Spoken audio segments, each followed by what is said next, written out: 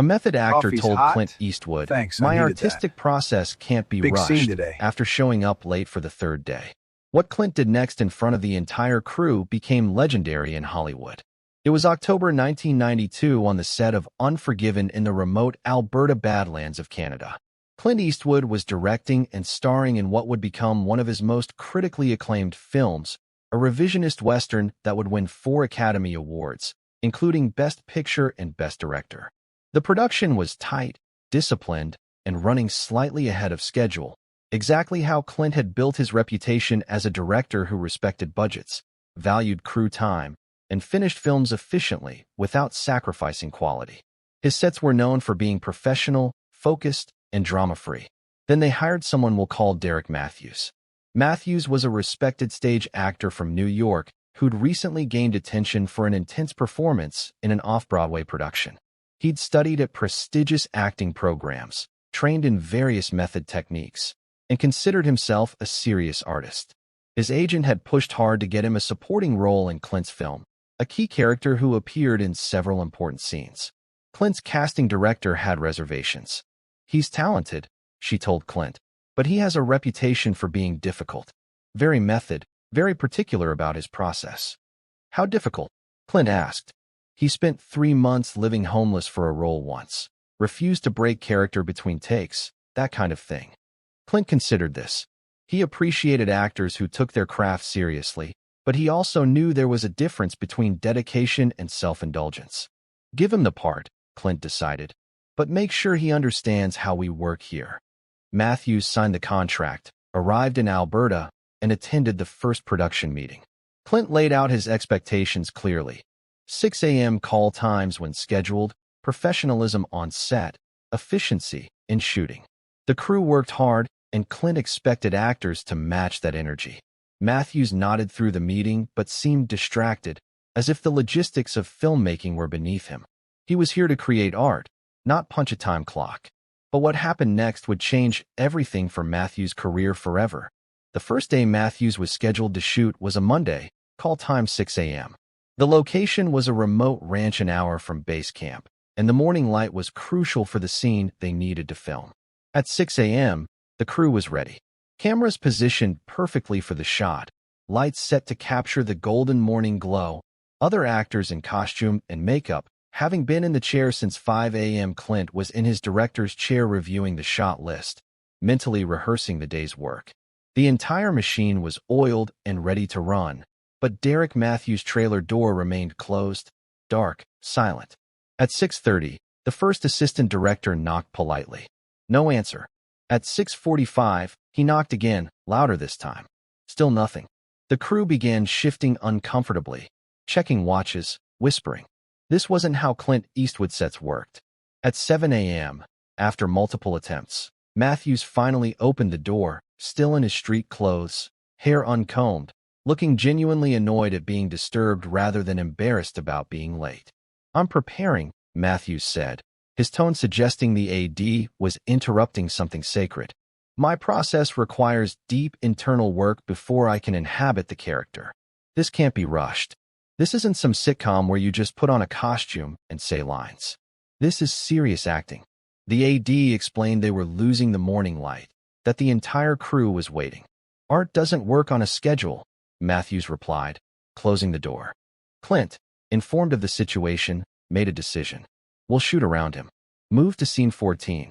The crew scrambled to reposition for a different scene, losing valuable time and the perfect morning light they'd specifically scheduled for Matthews' scene. By the time Matthews emerged at 8:30 a.m., ready to work, they'd lost 2.5 hours. Clint said nothing.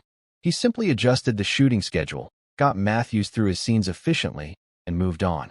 But he was watching. The second day Matthews was scheduled, the call time was again 6 a.m. for the same crucial reasons. Same remote location requiring an hour drive from base camp. Different scene, but equally dependent on morning light. Same 75 crew members who'd woken up at 4:30 a.m. to be ready on time. At 6 a.m., Matthews' trailer was dark and silent. At 6:30, still dark. The crew was getting visibly frustrated now. Yesterday had been frustrating enough, but a pattern was emerging. At 7 a.m., The AD knocked with less patience than the day before. Matthews answered, wearing a bathrobe, sipping coffee as if he were on vacation. I told you yesterday, Matthews said, clear irritation in his voice now, as if the AD was the problem. My artistic process requires time. I need to meditate, to center myself, to find the character's emotional truth. This isn't television where you just show up and hit marks. This is cinema. This is art. We have 75 people waiting, the AD said carefully. Then they'll learn patience, Matthews replied. Great performances can't be manufactured on an assembly line. He finally emerged at 8:45, over 2.5 hours late again. When the AD explained to Matthews that they'd have to skip his scene and shoot it later, losing another perfect lighting window, Matthews shrugged. If the light isn't right, the light isn't right, he said, as if this vindicated his lateness rather than being caused by it. Clint watched this unfold from his director's chair. He said nothing to Matthews.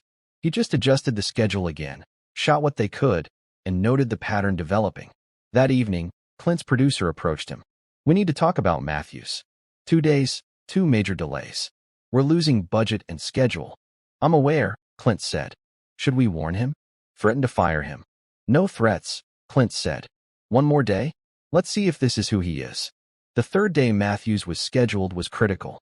It was his biggest scene, a dramatic confrontation that required precise timing with the other actors, complex camera movement, and specific natural light that they'd get for maybe 90 minutes at most.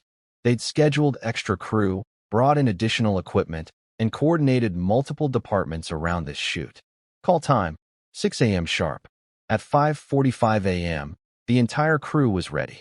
Actors in position, cameras prepped, lights set, sound recording, everyone waiting for Derek Matthews. At 6 a.m., his trailer was closed. At 6:15, still closed. At 6:30, the AD knocked. No answer. At 6:45, louder knocking. Nothing. And then Clint did something nobody expected. Clint stood up from his director's chair and walked over to Matthews' trailer himself. The entire crew watched. This was unprecedented. Clint directing was usually invisible from his chair, quietly efficient. Him walking across set to personally address an actor meant something significant was happening. Clint knocked on the trailer door hard. 3 sharp raps that echoed across the quiet set. After a long moment, Matthews opened the door. He was in his bathrobe again, holding a cup of tea, looking annoyed at the interruption. We're ready for you, Clint said quietly.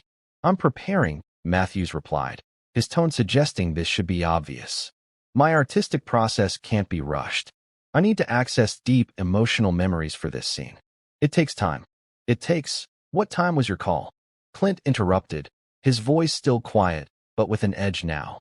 Call times are administrative convenience, Matthews said, launching into what was clearly a prepared speech about art. Real acting, serious acting requires going to places that can't be scheduled. I'm not some television actor who hits their marks and delivers lines. I'm creating a character from the inside out. That process. What time?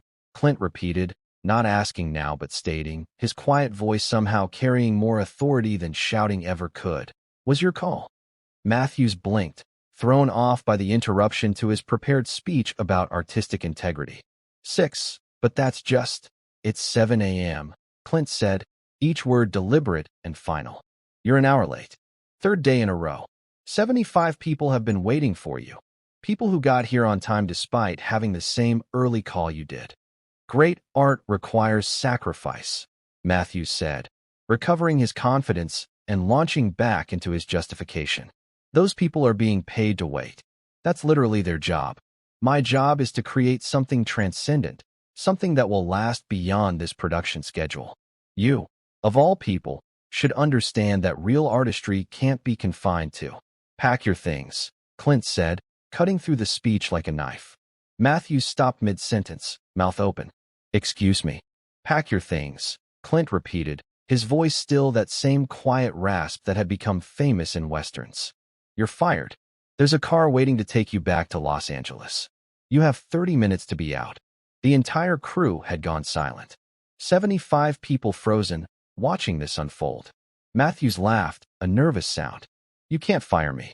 We're in the middle of production. You need me for... No. Clint said simply. We need someone professional, someone who respects other people's time, someone who understands that filmmaking is collaborative. That's not you. Pack your things. This is insane, Matthews said, his voice rising now. I'm creating art here. I'm giving you the performance of a lifetime. You can't fire someone for taking their craft seriously. I'm not firing you for taking craft seriously, Clint said. I'm firing you for being late 3 days in a row and showing no respect for the 75 professionals who've been waiting for you while you drank tea in your bathrobe. Your process, Clint interrupted, involves being on set when you're supposed to be on set. If you can't do that, you can't work here. Pack your things. Matthews looked around at the crew, perhaps expecting support or sympathy. He found none. 75 people who'd been up since 4:30 a.m., who'd driven an hour to this location, who'd been standing ready for over an hour, just stared back at him with zero sympathy. You're making a huge mistake, Matthews said to Clint. I'm the best actor you'll ever work with. You're letting ego destroy what could have been 30 minutes, Clint said, cutting him off. Then he turned and walked back to his director's chair. Matthews stood in his trailer doorway for another moment, apparently waiting for Clint to change his mind or for someone to intervene. Neither happened. Finally, he went back inside and slammed the door. Clint turned to his first AD. Call the actor we screen tested who came in second. See if he can be here tomorrow. Reschedule Matthew's scenes for next week. Then he addressed the crew. We're moving to scene 22. Let's not waste the morning. The crew erupted into activity, reorganizing for a different scene, grateful to be actually working instead of waiting. Several crew members were smiling. A few were trying not to laugh. Within 25 minutes, Derek Matthews emerged from his trailer with his bags, looking furious. A production van was indeed waiting to take him back to Los Angeles. He climbed in without speaking to anyone and left. Clint didn't watch him go. He was already focused on the next shot. The story spread through Hollywood before Matthews' van reached the airport. Clint Eastwood fired an actor for being late and citing artistic process became the talk of the industry within hours. By the next day, it was in the trades. Matthews' agent tried to spin it as creative differences or scheduling conflicts, but too many crew members had witnessed what happened. The truth came out. Matthews had been fired for being unprofessional and hiding behind artistic process as an excuse. The impact on Matthews' career was immediate and devastating. Other directors who'd been considering him suddenly weren't interested. Producers asked pointed questions about his reliability. Studios put him on unofficial, difficult actor lists. Within a year, Matthews was doing regional theater again. The promising film career that his agent had worked so hard to build, completely destroyed by 3 late arrivals and 1 conversation with Clint Eastwood. The actor Clint hired to replace Matthews showed up 15 minutes early every day, knew his lines perfectly, and delivered an excellent performance that contributed to the film's eventual success. Unforgiven went on to win 4 Academy Awards. Clint won Best Director and Best Picture. The film is now considered one of the greatest westerns ever made. Derek Matthews is remembered, when he's remembered at all, as the actor who was fired from Unforgiven for showing up late and lecturing Clint Eastwood about artistic process. Years later, in an interview about directing, Clint was asked about the incident. His response was characteristically brief. Film sets require discipline. Not because of some authoritarian philosophy, but because hundreds of people are coordinating complex work. When one person decides their process is more important than everyone else's time, they're not an artist. They're just selfish. But the crew members who were there tell a more detailed story. They talk about how 75 people had been standing ready at 6 a.m., how they'd lost the perfect morning light 3 days in a row, how Matthews had dismissed their time as unimportant while he meditated in his bathrobe. And they talk about how Clint's firing of Matthews wasn't angry or dramatic. It was matter of fact, delivered in that quiet voice with the same calm he brought to every directing decision. Pack your things. Car's waiting. 30 minutes. The incident became legendary not because it was loud or theatrical, but because it was the opposite. It was Clint simply drawing a line. Professionalism matters. Your time doesn't count more than 75 other people's time. Art doesn't excuse disrespect. To this day, artistic process can't be rushed is a phrase you don't want to use on a Clint Eastwood set. And showing up late while everyone else is ready is a career mistake you only get to make once. If this story of accountability and respect moved you, subscribe to StorySphere and share it with someone who needs to remember that talent doesn't excuse unprofessionalism, and real artists respect the people they work with. Have you ever seen someone confuse self-indulgence with dedication? Share your story in the comments.